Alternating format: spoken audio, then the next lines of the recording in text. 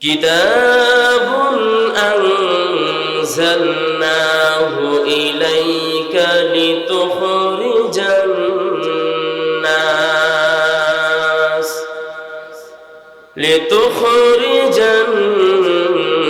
নাস মিনাল যুলুমাতি ইলান নূর।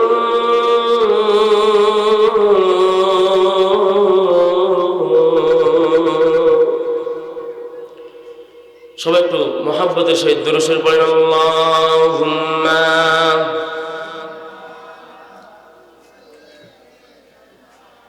মাওলানা মুহাম্মদ ওয়া আলা আলিহি।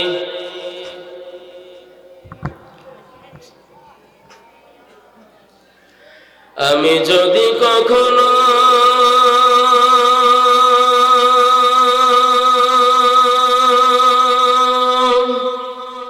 তায়েফে যাই,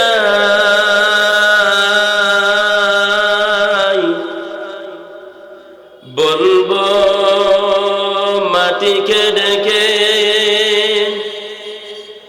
নবীজির খুন ঝরলো কোথায়। আমি যদি কখনো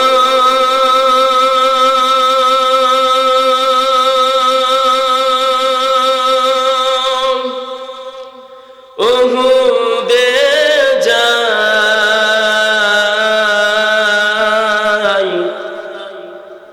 বলবো বালুকে ডেকে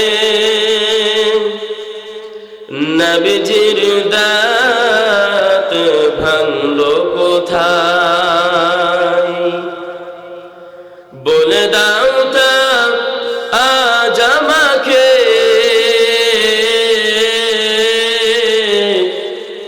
প্রতিশোধের দাবানল জ্বালাবো সীতায়। লা ইলাহা ইল্লাল্লাহ, লা ইলাহা।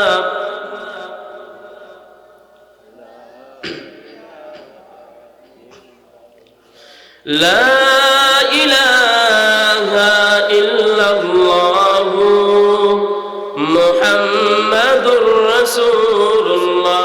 সবাই বলি সাল্লাল্লাহু আলাইহি ওয়াসাল্লাম। সম্মানিত ভাইরা, আল্লাহ পাক রব্বুল আলামিন ইশারের নামাজের পরে এক জান্নাতি মজলিসে আসার মতো এবং বসার মতো তৌফিক দিয়েছেন। এজন্য করে সাতক্ষীরা জেলার মানুষ হিসেবে ঈমানের আওয়াজকে উঁচু করে এক বাক্যে সিংহের মতো গর্জন দিয়ে বলি না আলহামদুলিল্লাহ। হয় নাই, আরো জোরে বলতে হবে আলহামদুলিল্লাহ। সম্মানিত ভাইরা, আমি একটা আপনাদের কাছে প্রশ্ন করতে চাই, বলেন তো দেখি, শুকরিয়া আদায় করলে খুশি হন কে? আরো জোরে বলতে হবে কে? আচ্ছা, শুকরিয়া আদায় না করলে বেরাজ হয় কে? আরো জোরে বলেন, শয়তান। এখন আমরা তো সবাই মুসলমান নাকি? এখন আমরা আল্লাহকে রাজি খুশি করতে চাই নাকি শয়তানকে রাজি খুশি করতে চাই? যদি আমরা সত্যিকারে আল্লাহকে রাজি খুশি করতে চাই, চিল্লায়া জবান ছেড়ে কোনো কৃপণতা না করে চিল্লায়া আল্লাহকে খুশি করার জন্য জোরে সরে বলি না আলহামদুলিল্লাহ। সম্মানিত ভাইয়েরা, সময় অল্প, আমি করতে চাই না কোনো প্রকার গল্প, সরাসরি আলোচনার ভিতরে চলে যাব। আল্লাহ পাক রব্বুল আলামিন আজকের মাহফিলটি কবুল করুন, জোরে বলেন আল্লাহুম্মা আমিন। আমি আপনাদের সামনে কালামুল্লাহ থেকে একটি আয়াতে কারিমা তেলাওয়াত করেছি। এখন আমি সরাসরি আলোচনার ভিতরে যাব, কিন্তু তার আগে একটা মাত্র কথা বলতে চাই। আচ্ছা, এখানে আপনারা বলেন তো দেখি, আজকে যে মাহফিলটা এখানে আয়োজন করেছেন কমিটি ভাইয়েরা, কমিটি ভাইদের একটা উদ্দেশ্য আছে না? কথা বলেন না কেন? উদ্দেশ্য আছে। এখানে যে আমরা এখানে আলোচনা করতে আসছি, আমাদের একটা উদ্দেশ্য আছে না? বলেন। এবং আল্লাহ সুবহানাহু ওয়া তাআলা যে এই পবিত্র কুরআনুল কারীম, এই কুরআনুল কারীমটা নাজিল করেছেন, আল্লাহ পাক রব্বুল আলামিনের কি কোনো উদ্দেশ্য নাই ভাই? আরো জোরে বলেন, আছে। আল্লাহ পাক রব্বুল আলামিন এই মহাগ্রন্থ আল কোরআন নাজিল করেছেন, আল্লাহ পাক রব্বুল আলামিনের পাঁচটা উদ্দেশ্য আছে। জোরে বলেন কয়টা? আরো জোরে বলতে হবে কয়টা?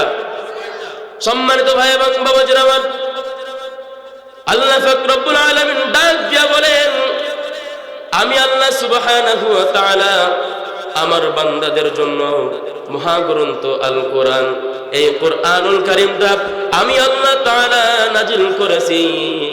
সর্বপ্রথম আমি আল্লাহ তাআলা আমার বান্দার জন্য এই কোরআনটা নাজিল করেছি, যাতে করে আমার বান্দা অন্ধকার থেকে আলোর দিশা পায়। চিৎকার দিয়ে বলেন সুবহানাল্লাহ।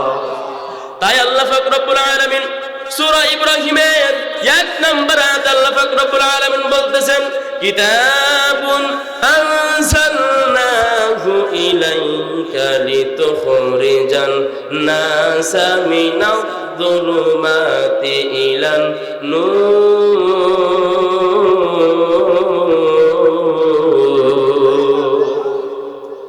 আল্লাহ পাক রব্বুল আলামিন বলেন, আমি আল্লাহ সুবহানাহু ওয়া তাআলা এই কিতাবটাকে নাজিল করলাম যাতে করে আমার বান্দা অন্ধকার থেকে আলোর দিশা পায়। এবার আপনারা বলেন, মহাগ্রন্থ আল কোরআন আমাদেরকে আলোর দিক দেখাতে পারে কি পারে না? আরো জোরে বলতে হবে, পারে কি পারে না? মহাগ্রন্থ আল কোরআন মানুষদেরকে হেদায়েত দিতে পারে কি পারে না? আল্লাহ পাক রব্বুল আলামিন তিনি কোরআনুল কারীমটা নাজিল করে দিলেন যাতে করে আমরা আলোর দিশা পাই। আইয়ামে জাহিলিয়াতের যুগে আল্লাহর নবী সাল্লাল্লাহু আলাইহি ওয়াসাল্লামের উপরে যখন কোরআনুল কারীম নাজিল হয় নাই, তখন এমন কোন অপরাধ ছিল না সেই অপরাধটা নবীজির যুগে হতো না। কিন্তু আল্লাহ পাক রব্বুল আলামিন আমার নবী আখির জামানার পয়গম্বর নবী মুহাম্মদ রাসূলুল্লাহ সাল্লাল্লাহু আলাইহি ওয়াসাল্লামের উপরে কোরআনুল কারীমটা নাজিল করলেন। এবং ওই কোরআনুল কারীমটা আমার আল্লাহ পাক রব্বুল আলামিন আমার নবীজি সাল্লাল্লাহু আলাইহি ওয়াসাল্লামের উপর নাজিল করলেন। আমার নবীজি সাল্লাল্লাহু আলাইহি ওয়াসাল্লাম ওই কোরআনুল কারীমটা দিয়া সমস্ত কাফেরদের মাঝে দাওয়াত দিলেন। এবং নবীজি সাল্লাল্লাহু আলাইহি ওয়াসাল্লাম কাফেরদের মাঝে এই কোরআনুল কারীম দিয়া দাওয়াত দেওয়ার সাথে সাথে আল্লাহ পাক রব্বুল আলামিন ওই জাহিলিয়াতের যুগটাকে আলোকিত করে দিলেন। বলেন সুবহানাল্লাহ।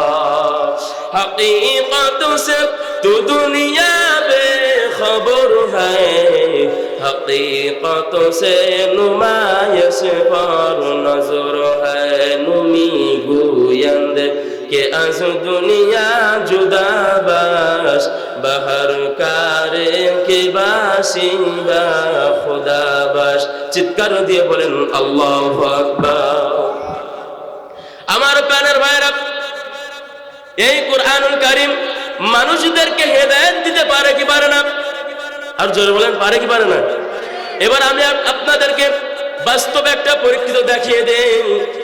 এই কোরআনুল কারীম এমন একটা কিতাব, এই কিতাবটা সমস্ত মানুষ পড়তে পারে, কাফেররা পড়তে পারে, ইহুদিরাও পড়তে পারে, পারে কি পারে না? কিন্তু আফসোস হলো, দুঃখজনক কথা হলো, আমরা মুসলমান এই কোরআনুল কারীম পড়তে পারি না।